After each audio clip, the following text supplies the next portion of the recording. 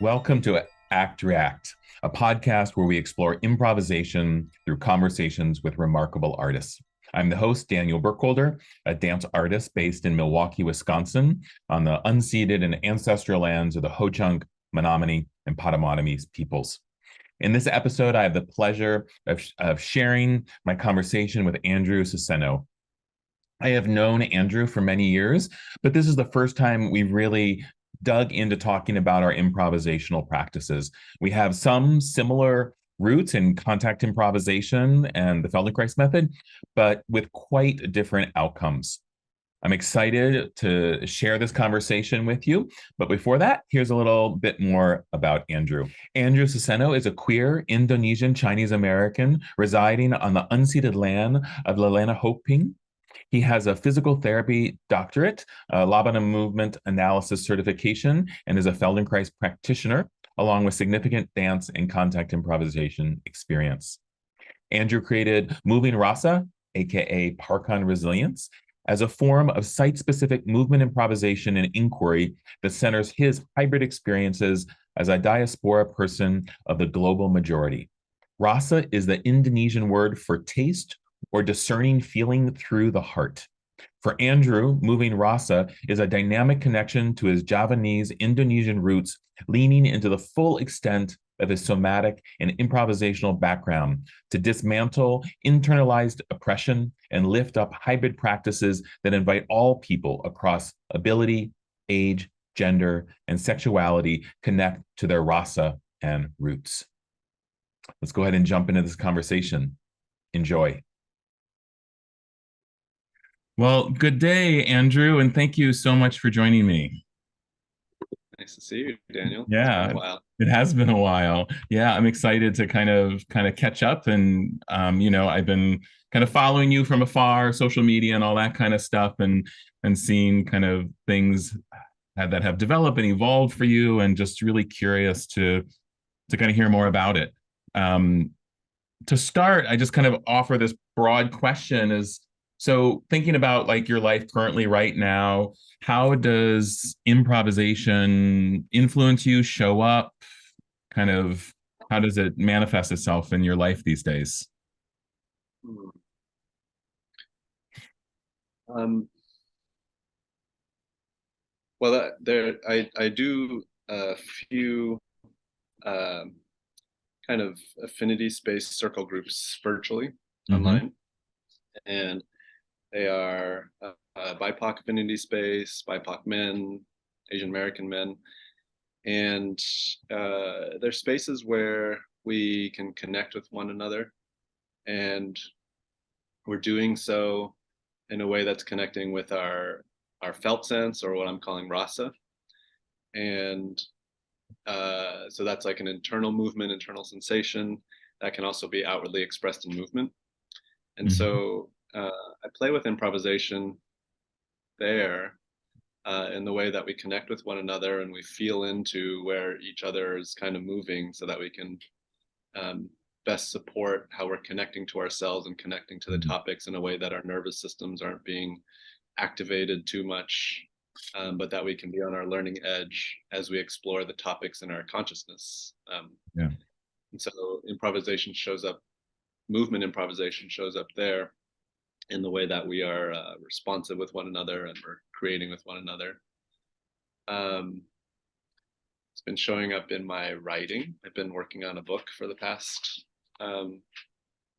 few years now, maybe more, Nice. Yeah.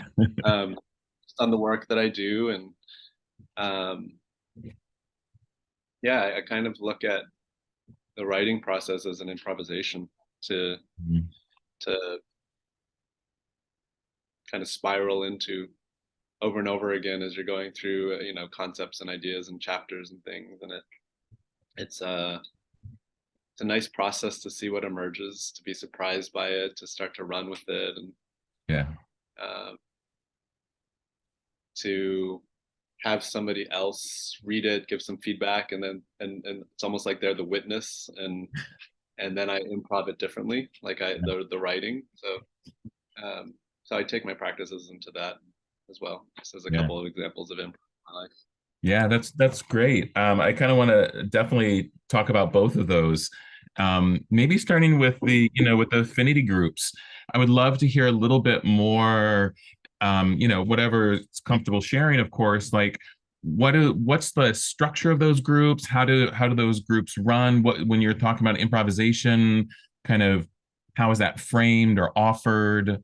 Any kind of like details about that process would be really interesting to hear about.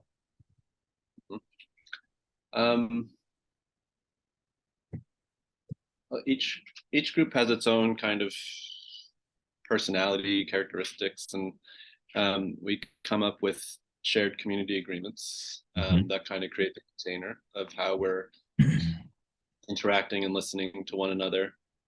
Um, and so again, the way that the circle, the affinity space happens is that it's both a conversation and a movement space. So we're um, weaving them together so that we can connect more deeply with ourselves and around the topics and the issues. Um, and so uh, there's a time when we do a check-in to see how people are landing in. We do some practices to get into the body, whether it's grounding, finding ways to kind of de-escalate our nervous systems if they're a little bit activated, Mhm. and also like prime any kind of um, particular movement aspects that we might be exploring. If it's like exploring our relationships to the room around us, Mm. um, and like the walls around us, and like we might have a uh, movement warm up activity that's about developing a relationship with those walls and pushing on them, leaning on them, identifying them in certain ways. Mhm. And then those walls later become things that we might project meaning onto, and understanding of like how we have walls in our life around certain things, Mhm. or like what are the containers that help us to be with life in certain ways. Yeah. And so the movement becomes metaphor, a place for direct exploration of the impressions that are inside of us, Mhm. um, to explore and ask questions into with each other. Um, and there's no like, you know, set like hard structure of like what activities will be said. It kind of goes around where the group's going. Mhm. Um, and yeah, so in that sense, it's responsive to where the group's going. Yeah. Yeah. No, that sounds like a lovely practice of taking that time to kind of, as you said, like check in with yourself and be checking in with the group and kind of finding where it evolves. Is this so? Of course, I've been like over the last couple of days, I've been like reading stuff and watching videos and all this stuff of your work and this kind of transformation from Parcon to Moving Rasa. Um, is this kind of the frame that you would talk about as Moving Rasa, or is this just one of the aspects or one of the possibilities within that framework? It's one of the possibilities. Yeah. It's definitely something that emerged with COVID and having to be online virtually. Yeah. But it also, the virtual aspect also opened up the possibility to connect with people who aren't in person with you. So you can do those things. So everybody's in their own individual private space as we're doing these things, right? And so our partners become our rooms and our objects around us. And um, whereas in a in-person situation, we can, literally lean our bodies on one another, develop empathy in that way, and develop, understanding of the tactile relationships in those ways. Um, Yeah. and I'm still connecting with uh, Rasa in the same way. I think the difference for me between, or maybe the evolution of where things came from Parcon into Moving Rasa, Yeah. is the idea of Rasa. Um, and Rasa is the Indonesian word for taste, or the discernment of feeling. Hmm. Um, And for me, and the discernment of feeling taste around anything in life. So it's not just food, but it's like, how am I discerning the sensations inside me around, it could be around my sense of love, around my sense of beauty, like those, they all do these internal movements, it changes my perceptions, my desires, the images, the memories that all come about as a constellation of the rasa that's happening around a particular thing. Yeah. And so Parcon, right, like was originally a form that was kind of emerging from being inspired by contact and parkour coming together. And so in its first kind of manifestations, it was exciting to like create all these virtual explorations on benches and playgrounds while in contact and moving through the terrain together. And there was something about creating or connecting with the form in a way that it brought my context, my lived reality, my histories, my memories into it that I didn't quite understand at the moment when we were first starting those explorations. Yeah. And I think through the years and developing it and really trying to support it to be something that was accessible to all people across abilities and ages. Like I love the virtuosity of it, but the connection with self was what takes priority, right? And connection with the self is being able to be empowered, liberated, in one's agency and autonomy and how we relate to the world. Those are the things that take priority in what eventually became Parcon Resilience as a like something that integrates social justice. Yeah. And then Moving Rasa, which is something that integrates my voice as an Indonesian-American doing this work. Yeah.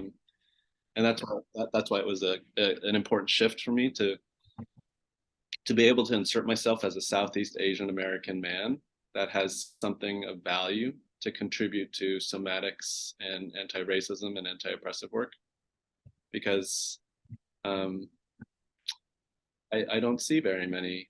I don't see our voice. I don't see Southeast Asian or Asian voices represented in improvisation fields, as well as like anti-racist, anti-oppressive communities so much. And so I was like in Parcon Resilience, I was almost like invisibilizing myself in that. And so it was like a process of like, what's at my core? Right. Moving Rasa. And so yeah, it's really interesting, this point you bring up, and again in readings and stuff like that, like this idea of assimilation and then kind of claiming one's history and ancestors and all that kind of stuff. And just as you're speaking, like thinking about improvisation, but also somatics and like our shared history with Feldenkrais.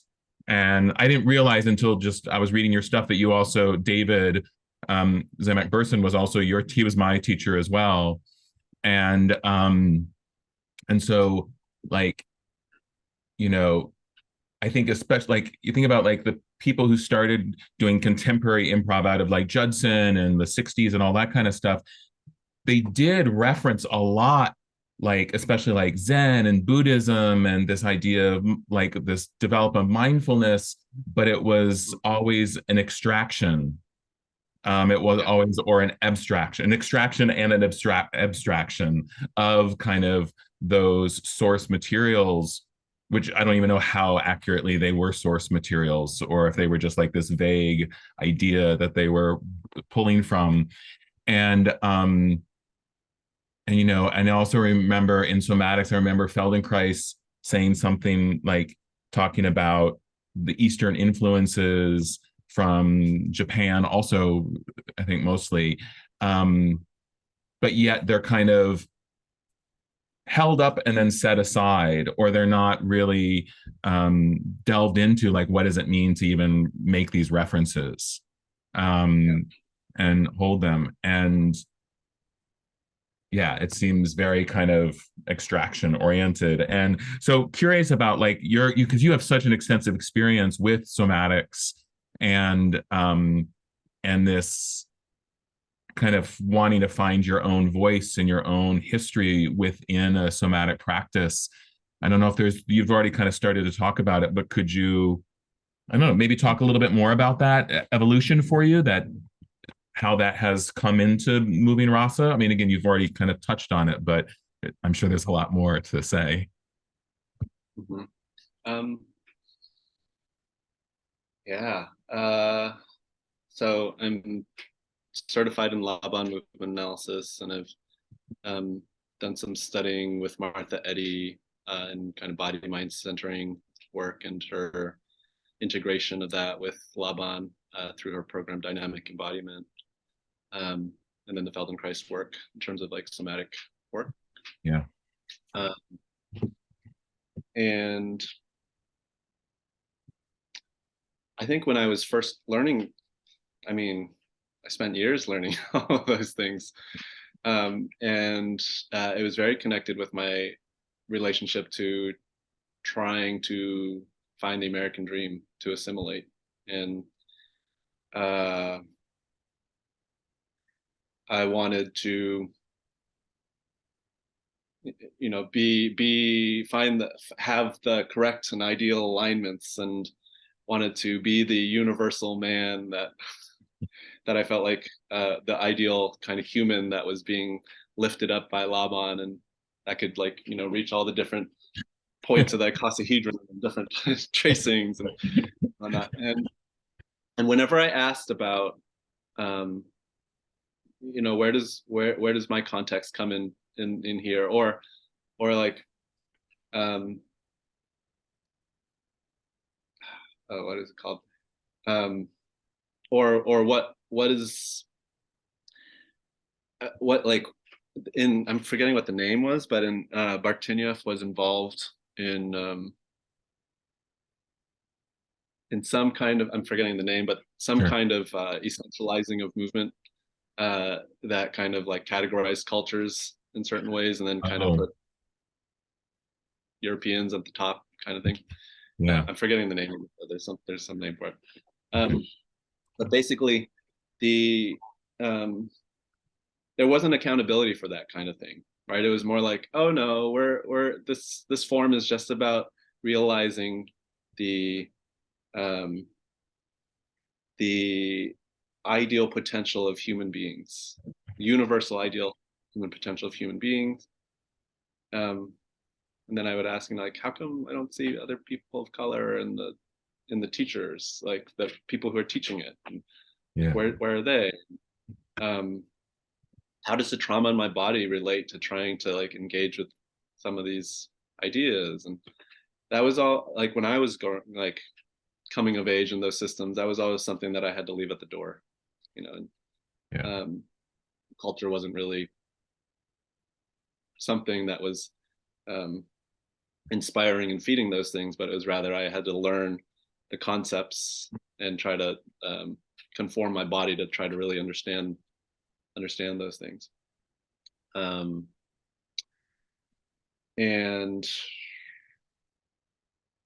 let's see, I mean, I was frustrated. I mean, I was frustrated with the lack of companions that I felt to be able to come into connection with myself and in relationship to the work. And so one of my first pushes in kind of exploring Parcon, as I had first laid it out, even though I wasn't like necessarily connecting to Rasa at the time, was that I just needed to have a space that was BIPOC majority to try to make sense of, like, how my racialization was part of my somatics. Because I knew that if I had and in my experience, if I had a white majority space, that I would always have to be challenging. I would always be challenged and questioned about why we were bringing up race in the first place. And so to be able to even crack those questions in my somatics, in my body, about who I was racially, and how those concepts fit within the tone of who I was, the context was incredibly important. And that wasn't something that was ever addressed within my somatic learnings before, that like who is around me and where I'm doing these things matters to how I'm able to connect to my tone, to connect to my story, connect to my images, my memories, right? And that's where rasa came in, because like in my somatics, I didn't learn that rasa was important. Like, why is a connection to memories or my desires or my ancestors, what, like that's not relevant. Like just learn how to move in a light way and float in a light way. Right? And so it was like it was stripped. It was made into a scientific thing that was separate from me. And so so with Parcon and the kind of the inspiration from Contact, right? There's this sharing of nervous systems. There's like something happening there. And so it's like, okay, so what if the weight that's being shared is not just, physics. It's not just, as Steve Paxton would say, physics and like material coming together, but in fact, like my Southeast Asian body, which has a weight, a social weight, social political weight behind it, and a white body might be coming together.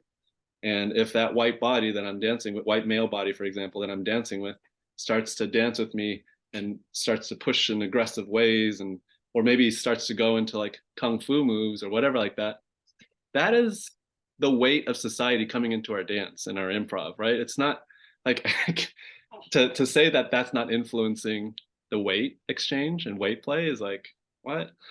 And so Parcon and Parcon Resilience, or definitely going into the resilience, was like, what's happening here? What is that? What are these?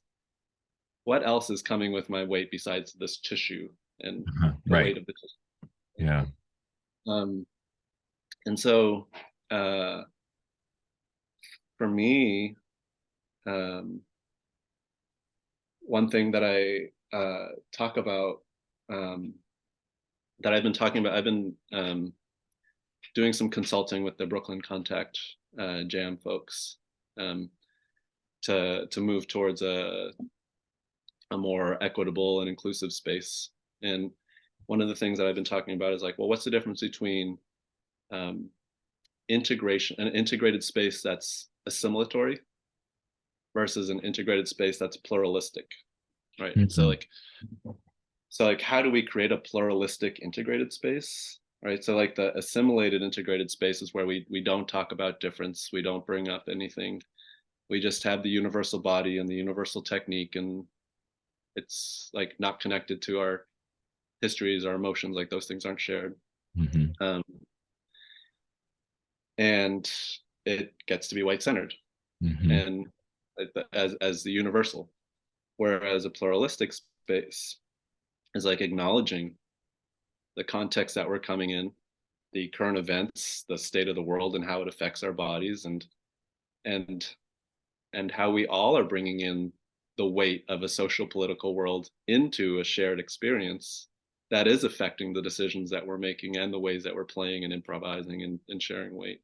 And that it's important that we create agreements to be able to navigate those things, because if we don't, then we have we have the assimilation patterns, oppressive patterns that can just squash voices of the marginalized, the bodies of the marginalized, the experiences of the marginalized, to be able to show up.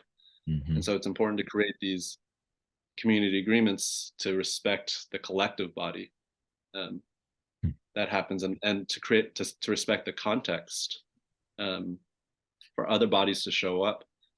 And it's important that all the bodies that show up like buy into and buy into this invitation to uh, to to to be in collective in an alternative way than what is just normally done, so that a integration of plurality can emerge, right? So that in Indonesian they call it Bhinneka Tunggal Ika, and it's like one of the founding principles of the country, because Indonesia was is like the largest archipelago in the world, Right. and it has thousands of different languages that all became one language, or that all became one country. Right. And the idea when it was founded was that to get buy-in, it wasn't to like, we're going to quash all your cultures and where you're coming from, but we can find unity and diversity. Curious, like when you think about creating these community agreements around kind of this pluralistic framework, I'm wondering, and obviously each group needs to kind of work through that on their own, but I'm curious, like what kind of agreements manifest to create that environment, or that kind of framework that you're talking about, like more specifically. I'm curious about like specifics, if you can, if you have any off the top of your head. How does I that? mean, I think there's typical ones that many people might be aware of, like speak from an I statements, Yeah. and uh they're not coming to my head. Speak Yeah. from I statements, and uh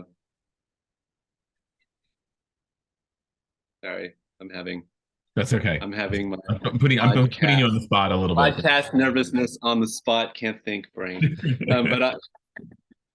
But but but in relationship to the first part of your question, was like, well, what specifically do we focus on?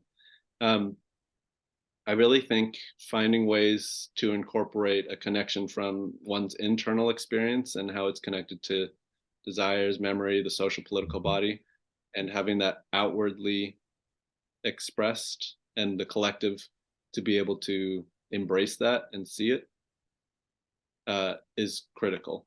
Yeah. Right. And that's what I'm talking about in terms of the rasa, right? Like how do we make the rasa transparent so that we can be with it in the community? Yeah. Rather than pretend like nothing is happening, or struggles aren't happening underneath there. But how do we hold each other with care through a process? So one of the first agreements that I always kind of put into groups or offer to groups is like that my body matters. Right. So like that can be like, getting water, going to the bathroom at a very kind of superficial level, but that's also like, what do you feel inside? And if something doesn't feel right, have we created a culture where it feels like where we can disrupt the flow of things, so that further harm doesn't keep on happening to us or to another person?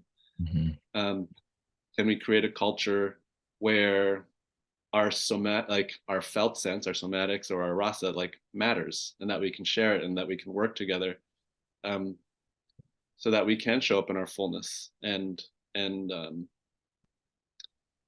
identify like, something here like really feels like it's preventing me from showing up in my fullness, or preventing me from improvising and accessing myself to be in community, and that can be worked on together. Oh, maybe that's because you're the only person of color in this room, and none of the white people in the room feel comfortable talking about race, yet right, and so they're not talking about the rasa that's there, the social political things that are happening, yet they're in it. There's a dance happening, and there's improv happening, and you're being treated differently. Right?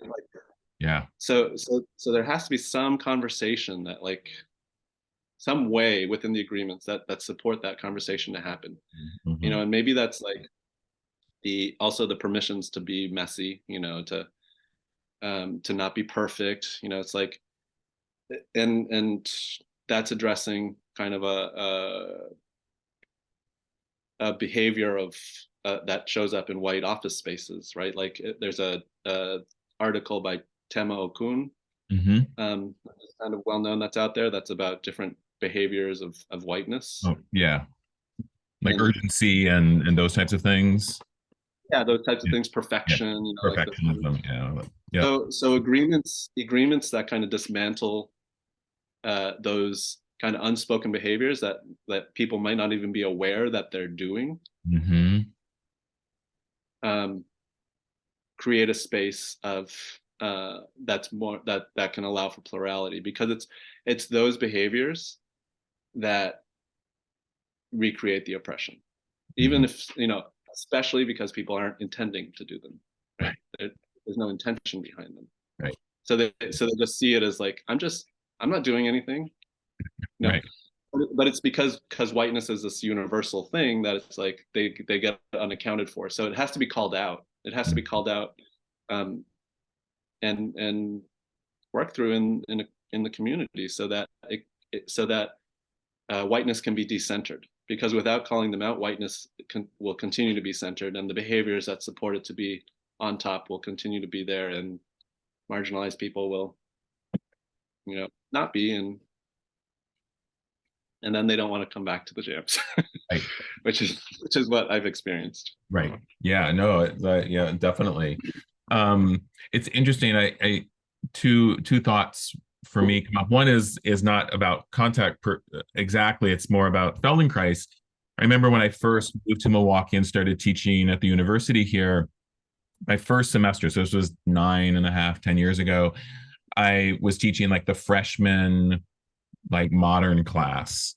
And I was like, all right, I'm going to do a lot of Feldenkrais with them this semester, because they're freshmen, they're used to doing like competition dance, and they need to like come inside and sense and feel themselves. And so every maybe 2 weeks we do a session, you know, like spend half the class doing like an awareness through movement lesson or whatever. And I think after the second one, a young Black man came up to me and said, Daniel, I can't do this. And I was like, all right, like what's going on? He's like, this is not made for Black bodies.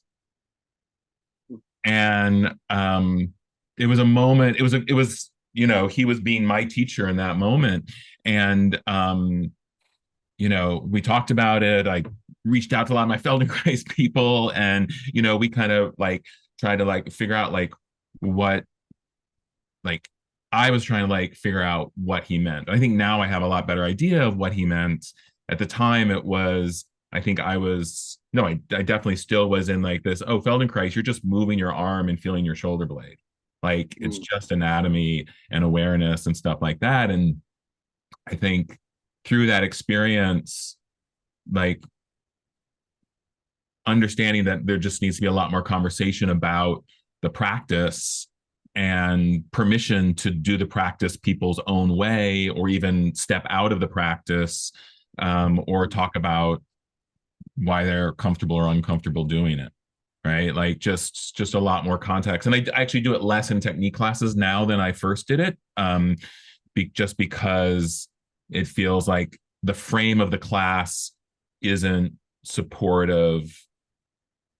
Maybe it's not supportive. There's other ways to bring it in or offer it that people have more choice around it, right? And so that was, you know, and then the other thing that I'm thinking of is that I'm co-teaching the improv class this semester, and in 2 weeks I'm doing like a 3-week session on contact. And it's been a couple years since I've taught contact so directly to, and this is mostly first year students and then a bunch of our dance minors. So it's people who are less experienced being in the department. And, you know, this is, I mean, obviously this has been on my mind for a long time, but just having this conversation right now, like, oh, right, I need to like really think about, especially like how to frame that class, that first class, or set up these, maybe some agreements with them, totally. that will, and give them more agency within it. I mean, I always kind of like, I feel like I always said, oh, if you want to step out, you're welcome to, but I think I just need to be more concrete with it. and not kind of, you can say the agreements, but then if there's this peer pressure in the room, the agreements don't matter, right? Because people's like say, oh, I can't step out because no one else is stepping out. So I have to think about that some more. And it is a I white, think there's when this white thing with majority, yeah, agreements. There's this thing with agreements that I feel like sometimes, um, we have like 5 or 6 or 7 whatever agreements on a piece of paper, and then we share them with people, and we're like, okay, those are the agreements, and then like that's how it's delivered.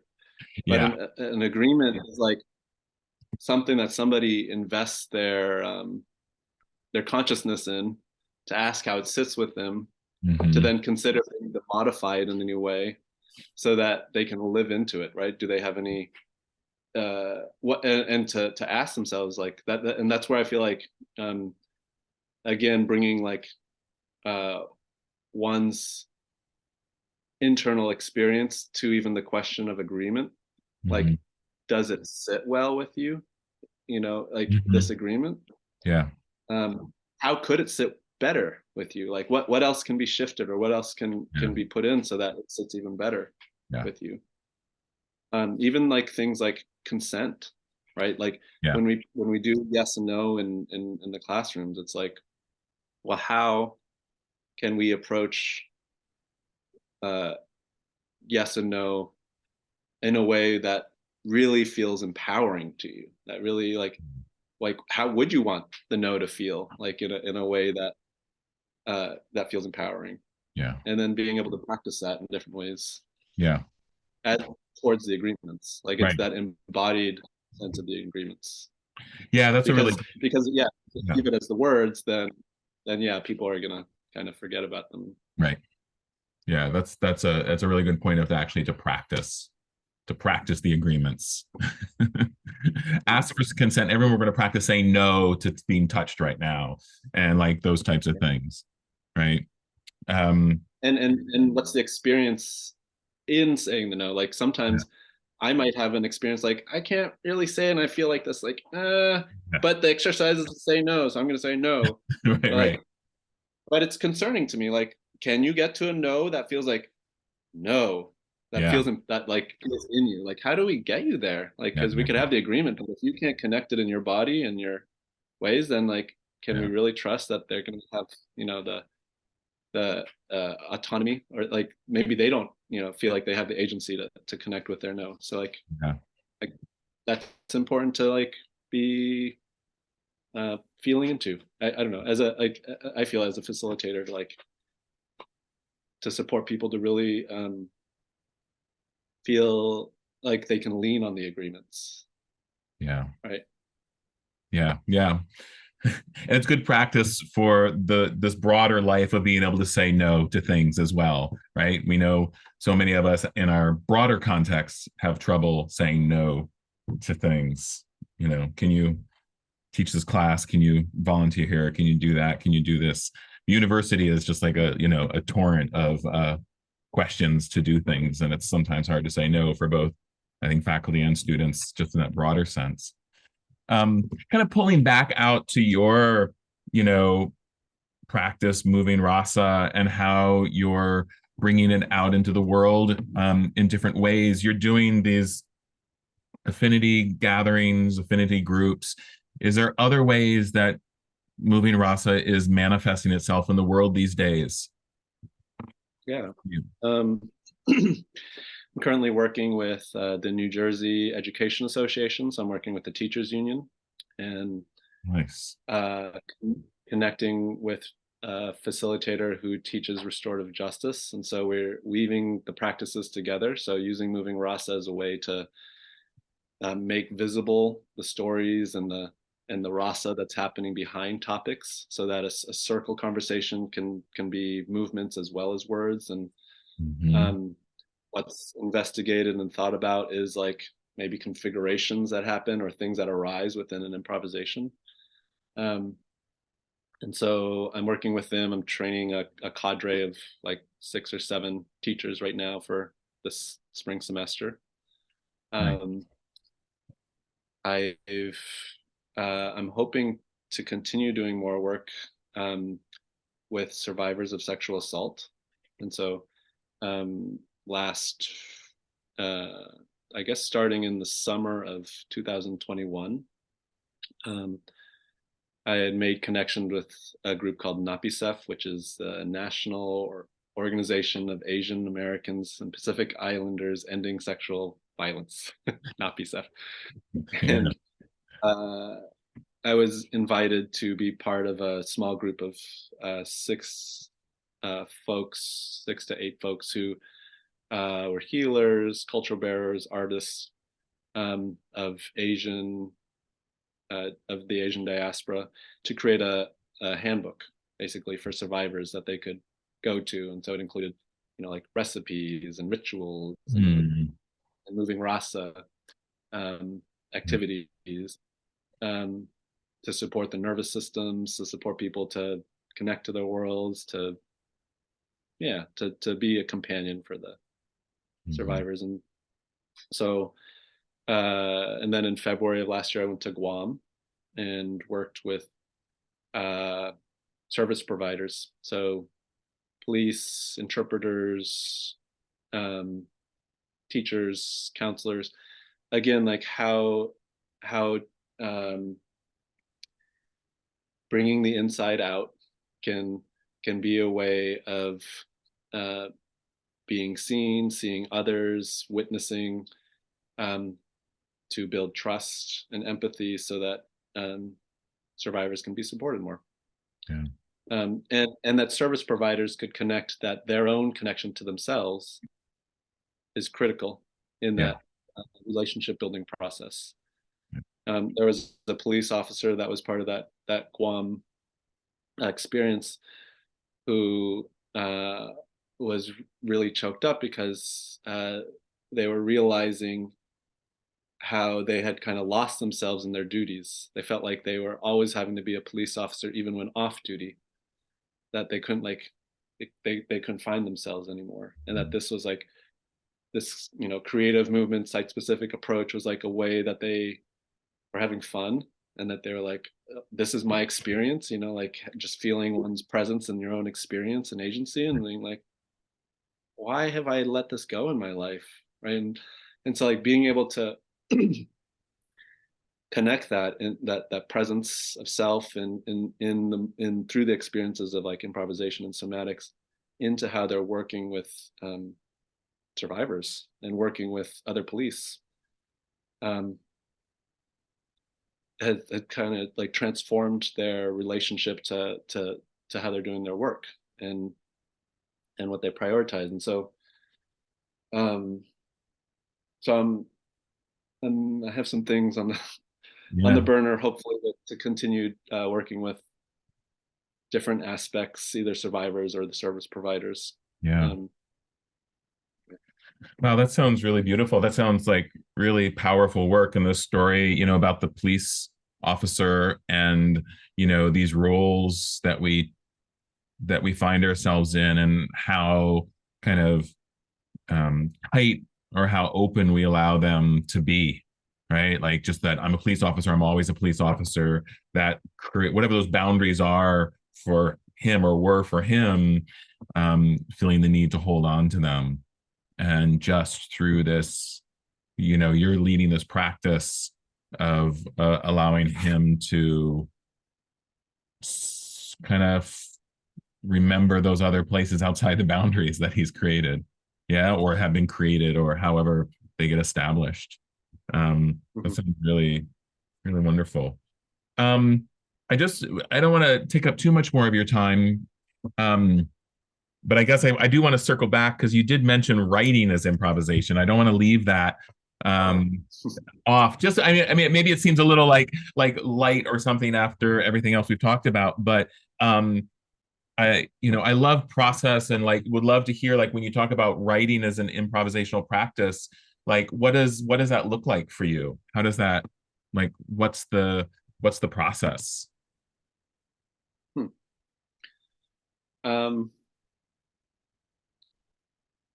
I think overall, it's kind of like learning to be compassionate with myself, because I think I used to beat myself up a lot, about like not being able to write something. But But when I Yeah. look at it, when I've been looking at it more as like an improvisational practice, then I'm like, okay, I'm gonna have a, you know, hour, 2 hour session here with me and my pen, or me and the keyboard, Yeah.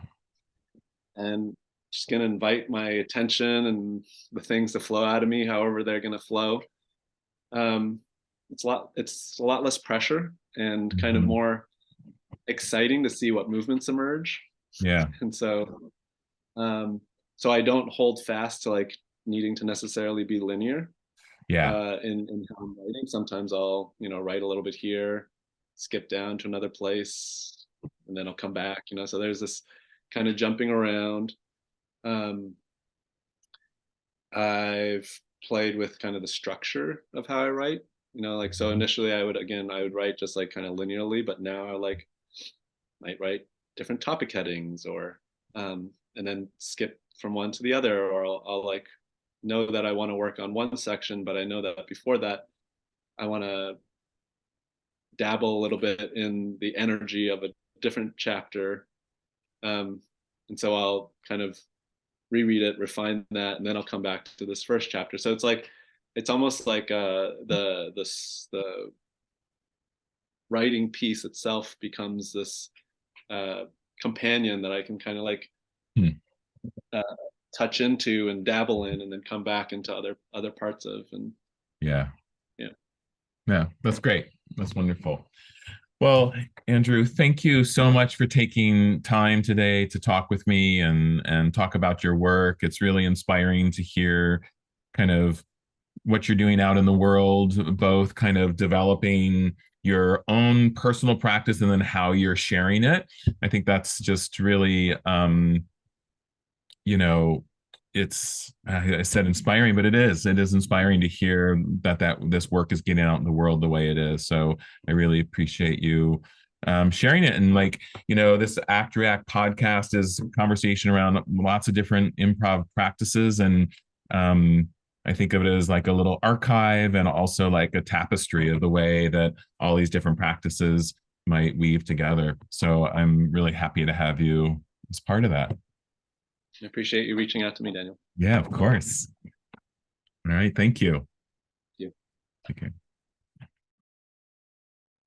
Thank you for listening to my conversation with Andrew. There's so much in this conversation to unpack that I've really enjoyed actually listening to it a couple of times. Please check out the show notes for links to Andrew out in the world and on the web. As always, please subscribe to Act React. You can find us on YouTube, Apple and Google Podcasts, Stitcher, or Podbean. I hope you're able to join me for the next episode. I'll be talking with Elena Day, who's a dancer, physical theater artist, and former performer with Cirque du Soleil. If you ever saw La Nuba in Orlando, you probably saw Elena as the funky bird character. I've actually seen that show a couple times. It was a really wonderful show. Now, Elena is the education director for the New England Center for the Circus Arts, and we discuss how she uses improvisation as a creator, a performer, and as a teacher. Elena really brings a wonderfully different perspective on improvisation, and so I hope you can join me for that conversation. Until then, take care, be well, and live spontaneously.